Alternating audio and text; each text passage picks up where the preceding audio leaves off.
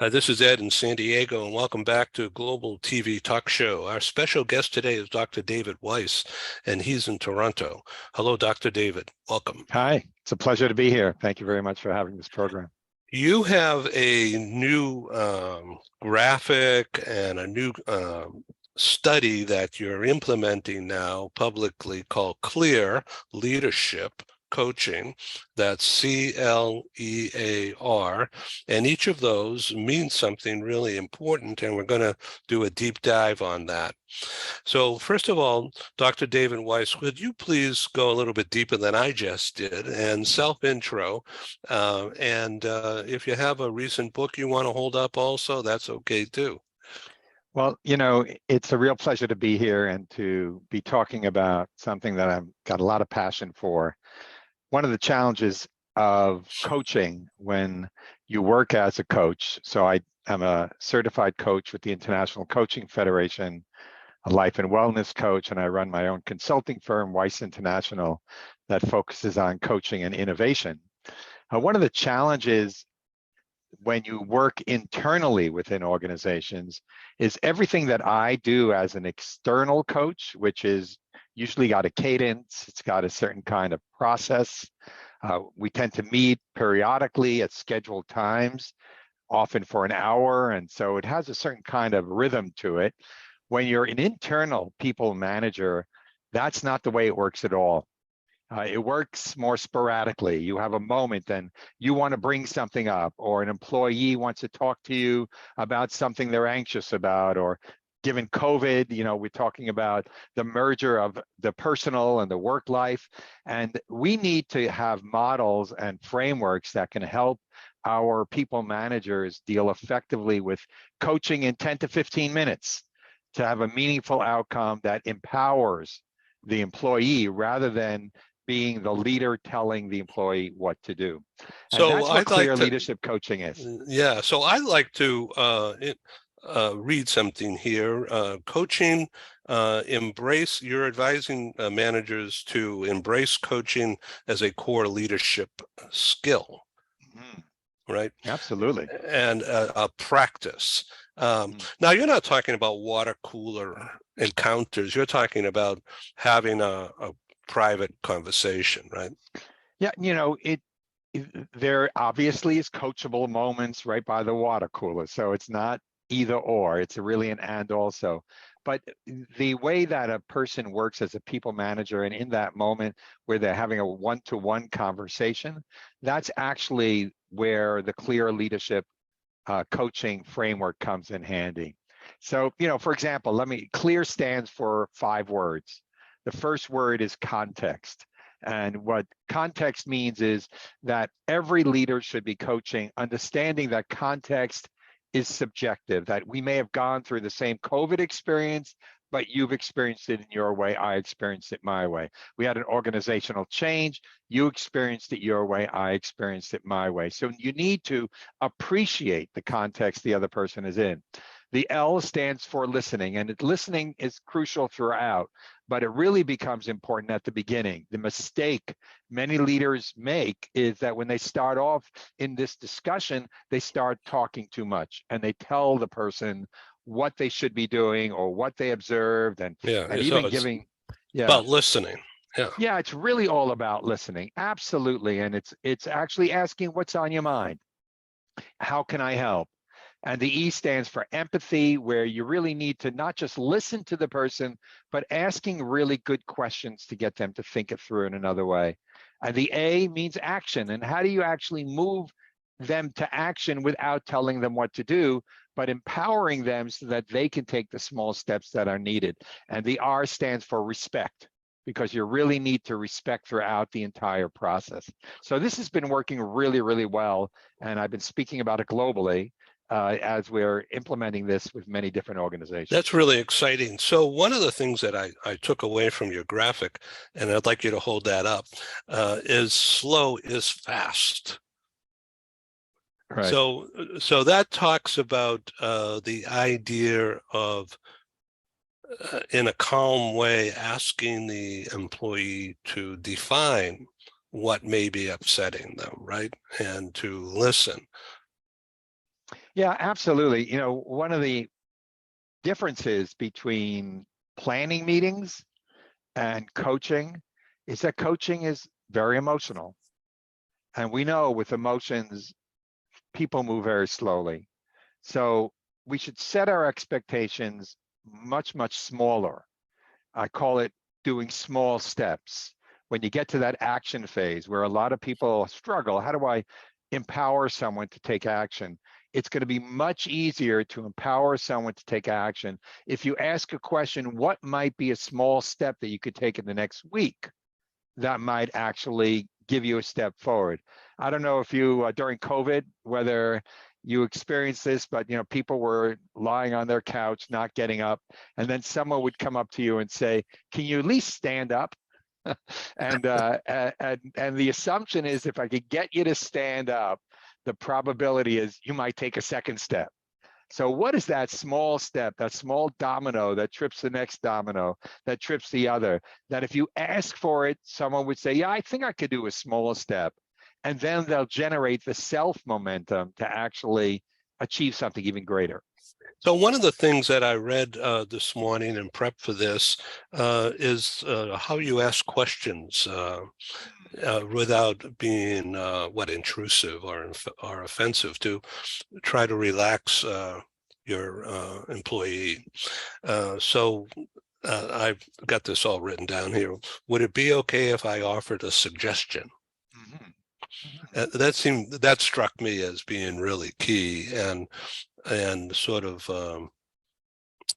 I wouldn't call it submissive, but I mean you're asking for leadership from the employee. Very much so. And I include that kind of question in the respect throughout. Respect shows up as acknowledging, and many people, even professional coaches, are not that good at acknowledging someone when they do something well. But the point you're making is the respect throughout means that you're not going to tell them what to do. And even if you have an idea, what I'm asking you to do is to say, I wonder if it's okay if I can offer a suggestion. And the person says yes. And then you offer the suggestion. But even after you offer the suggestion, I want you to say something that gives permission to the other person to do it or not, that it doesn't come across like I just told you what you must do. We call it POP, P-O-P. So it's the first question is, asking permission. The O stands for what's the option you're considering. And then the P stands for partnering, where it's their option and they own it to make the choice of whether to do it or not. And it'll make a massive difference for them to walk away feeling empowered rather than feeling like you're telling me what to do. And one other thing that I found curious is when the way you use those words, I am curious about what else might be possible, meaning you're welcoming them to not stop, but to continue talking. Very much so, and the notion of you being curious versus you being declarative changes the tone of the conversation. There are moments for a people manager to do performance management where you're going to say what you want the person to do. In coaching, this is the moment for you to actually attuning to the other person and really listening to what the other person is saying and not taking over, and really trying to get into their mindset and acknowledge it and respect it throughout. So I'm curious, or questions like, what does that really mean to you? An employee says, I'm anxious about that. Well, your understanding of what anxious means might be different than the employee's. So ask the question, what does anxious mean to you? And you'll get a response where I kind of call it relayering the onion, where the employee might say something, and then you're helping them by questioning to put another layer around it, another layer around it. What might be another possibility that you can consider in that situation, which all of a sudden generates a thought about, well, maybe I can try something different, where you didn't say it, but they found it themselves. Interesting, isn't it? Now, in the world today, it's hybrid, right? And a lot of people are in virtual, just like you and I are right now, 3,000 miles apart. So is it different? Is it harder for you to do this when you're on Zoom? Well, my experience is that it's not. And in fact, it's very interesting. I'm writing about that topic right now, that for even professional coaches like myself, my reach because of COVID Right. has now gone global, Right. where before, it tended to be local because people would want to see you in person. But one of the benefits that emerged from COVID was a profound accelerator of people using Zoom and Right. using Teams. People who said, I would never consider myself technologically capable, everyone's doing it. And so I'm able to coach, and the level of depth we can get to is the same. But interestingly enough, the times that people get coaching are far more flexible to their needs. People are getting early morning, and they're more private in many respects because it's online and they don't see me coming to their office. So it has a number of significant benefits. Of course, there may be some disadvantages. Yeah. And when a people manager does it, it's the same thing. The people manager who walks into an employee's office, or an employee who walks into a manager's office, everybody watches and notices that. This way it's being done, and there's far more respect throughout. Right. Confidential and no stigma. It absolutely will benefit that process. We have about 5 minutes left at this brief encounter here today, but I want you to just summarize again for the audience who's all over the world for this show.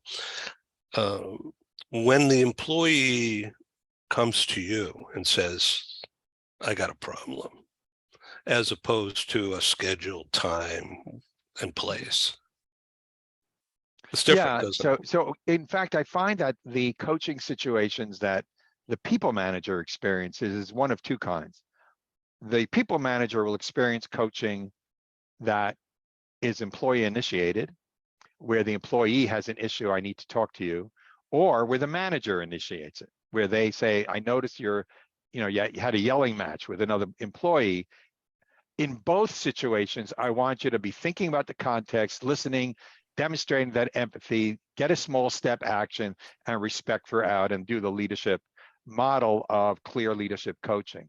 When it's a clear cadence, I follow a similar kind of methodology, but it gets expanded significantly, and there's a different kind of immediacy, which generates a very important benefit for the clients. But we need to give attention to those people managers who are going to have that 10 to 15 minute discussion so that they can do that effectively. And it is different, but they both work very well in partnership with each other. So I want to just sum up now with you, and I'd like you to sum up with me, and about the clear, each letter, clear leadership coaching. I'm reading this: context, listen, empathy, action, respect. Would you like to just do a quick bullet point thing on each of those, like context? Well, context, the notion is that I need you to think about context as subjective. Psychological safety becomes a very important part in context. How comfortable will people be speaking up? So, for example, if someone feels it's not safe, they may come to you very late. While if someone feels it's safer to speak up, they may come to you when the problem isn't that severe. So context is going to be crucial. Listening, you really need to ask what's on your mind, how can I help, and let the employee define the issue. Empathy is all about questioning. I love what questions. What does X mean to you? What does that message mean to you? Looking for patterns, and not asking for the specific, closed-ended question. The times where you say, did you do this? And you're not a prosecutor in coaching. Right. And then the action is ask for small steps and ask for takeaways, and go away from imagining fast changes and long, elaborate processes. And finally, the respect throughout. Ask the person if it's okay to offer suggestion, and acknowledge the person, and don't disempower them by telling them what to do. Always ask. The end state of coaching is that they need to own it. It needs to be theirs, and they will then create their own momentum to continue to evolve as they need to in that situation. Yeah, thank you. Finally, can I ask, how important is the aspect or the culture surrounding the words, how can I help? Absolutely. So many times what occurs is that a people manager will hear the situation and then they'll respond to the part that they want to talk about. But that's not the part that the employee wants to talk about. So asking the question, how can I help, ends up allowing the employee to own the conversation and shape it to where they really want you to comment, rather than you picking the one that you wanted to focus on. The coaching is all about the employee. It's not about the people manager. Give up that kind of ownership to them, and you will see that it'll actually generate much better outcomes for you and for the employee. Thank you, Dr. David Weiss. That's W-E-I-S-S, Dr. David Weiss, Weiss International. And actually, I just came out with a new article called Clear Leadership Coaching, and it's on my firm's website at www.weissinternational, WEISS international.ca for Canada.